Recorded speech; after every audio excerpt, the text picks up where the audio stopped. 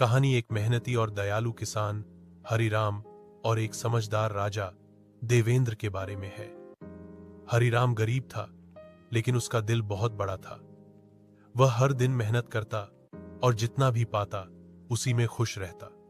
उसकी दयालुता पूरे गांव में प्रसिद्ध थी। एक साल भयंकर सूखा पड़ गया।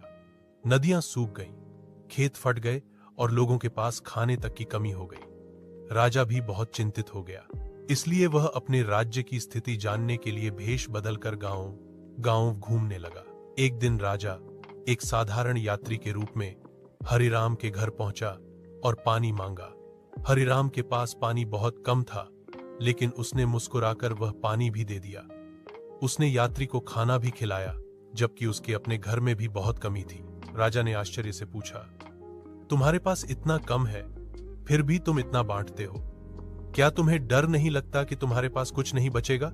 हरिराम ने प्यार से जवाब दिया, खुशी बांटने से बढ़ती है। अगर मैं सब कुछ सिर्फ अपने लिए ही रख लूं, तो जीवन का असली अर्थ क्या है? राजा उसकी बातों से गहराई से प्रभावित हो गया। जाते समय राजा ने अपनी असली पहचान बताई।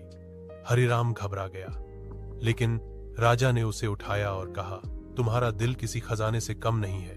राजा ने उसके घर के पास एक कुआं बनवाया, उसे बीज, बैल और उपजाऊ जमीन दी। हरिराम के खेत फिर से हरे भरे हो गए और उसका जीवन बदल गया। राजा ने बाकी किसानों की मदद के लिए भी योजनाएं शुरू की। धीरे धीरे पूरा राज्य सूखे से उभर आया। हरिराम की छोटी सी दया ने पूरे राज्य की किस्मत बदल दी।